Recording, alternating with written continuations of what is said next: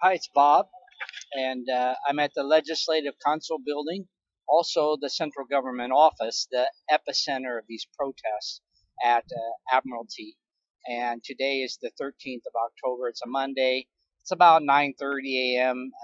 Some of the staff members from the Legislative Council are walking into this entrance behind me, and you can see the barricades. You can see it's all blocked off. Um, I'm actually sitting in the public space, which is known as the sidewalk. And just over there, where that guard is actually the Legislative Council place. I just wanted to bring you up to date on what happened, and I took a little bit of a look around this morning, and the police are lining up across the streets, about 3 or 4 streets, very peacefully. They're frontline officers. They're not the serious ones with guns, shotguns and M16s. These are the frontline, and then they have a truck that's following them, and they're picking up barricades, removing barricades from the street, and putting them in the truck and the police cones and driving them away. Now that's a positive thing because I think these barricades are really offensive to the citizens of Hong Kong because they're usually fenced in and told where to stand, where to go, and they're just being removed from the city. So I think that's a very positive thing.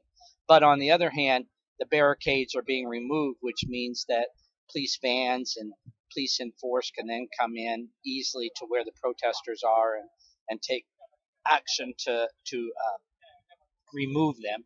Now, what the protesters have told me, as I've spoken to many, is that their plan is just to, when the police come in and they remove the barriers, they'll just come back an hour or two later and find other barriers such as trash cans or bags or whatever they can find on the street, just put them back in the street again.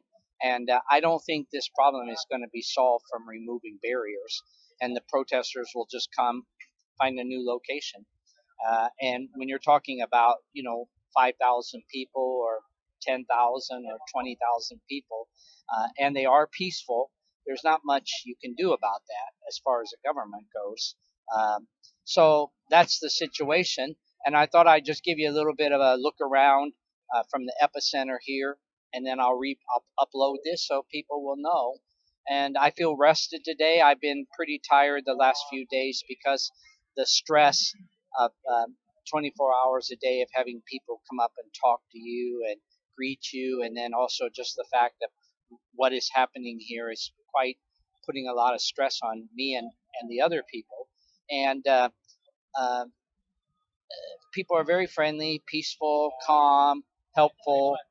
There's a certain element of the city that's not happy because of the inconvenience to them with the transportation, um, but also the media, which is being fueled by the government and told basically how to report things, is reporting things in a very negative way about the transport and the inconvenience to the public.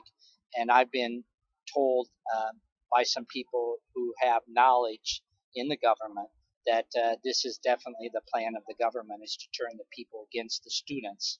And so here we go. I'll give you a little bit of a rundown.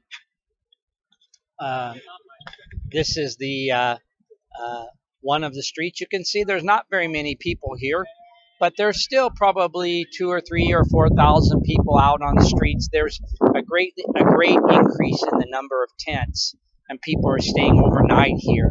And they go to work or they go to school. They go back home, take a shower, and then they come back and they sleep in these tents. There's thousands of tents out on the street now and on the sidewalk, and that's called the wall of shame right there. That's the wall that was the fence that was put up to keep the people from going into the People's Square, which they've been meeting for years there in large numbers in protest and to have a voice to the government. The government finally just said, we're going to put up a 3 meter high fence, 9 feet high fence, and that's going to keep the people out. And actually, all it did was make the people angrier. And they put up all these signs on the fence voicing their opinion about what is happening in Hong Kong, their livelihood conditions.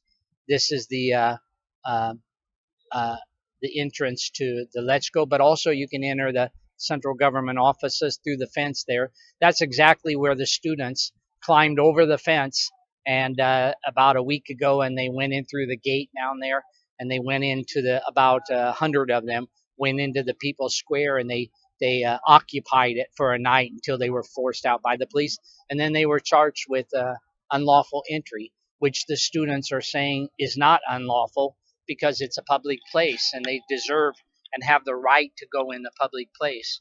So that's something that I'm probably going to be dealing with as far as a judicial review. Hopefully this week, start that process.